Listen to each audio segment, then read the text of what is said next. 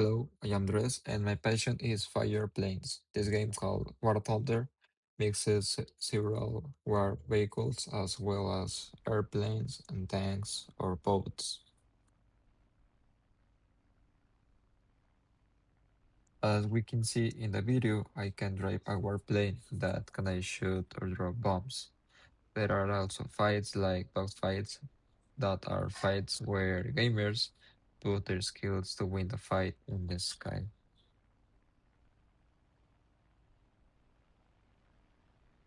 It can also depend on your type of plane if you lose or win the fight signs. There are planes that are heavy on and others that are light.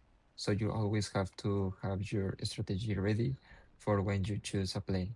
Then you always have the video.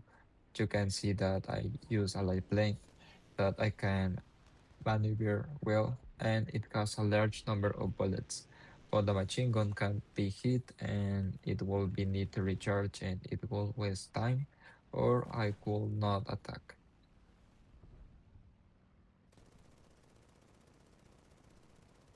For example, if I want my plane to have a better attack, I have to see how the enemy plane is positioned. It is positioned showing its lower part. I should position myself at an angle of 90 degrees so that the bullets have a better range of attack, so I could cause more damage or burst the wings or engines.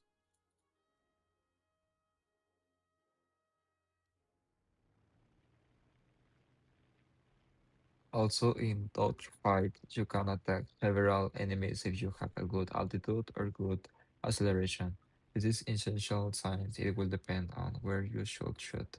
War Thunder is a realistic game, but in arcade battles, it shows you where should you shoot to be able to hit that target, since the two planes have a speed and have an altitude.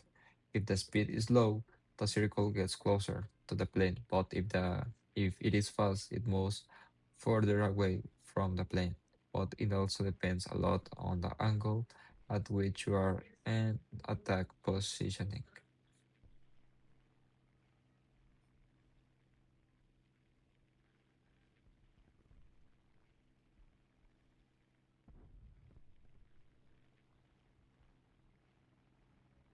In the video, you can see that I use maneuvers to change direction or make a sense direction correction.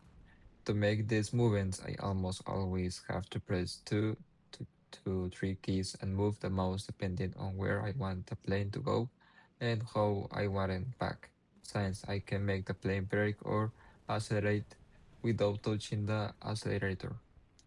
You can you learn this with the games you play and you realize that to make a great move, you have to learn certain commands or attack directions so that your gun machine works better.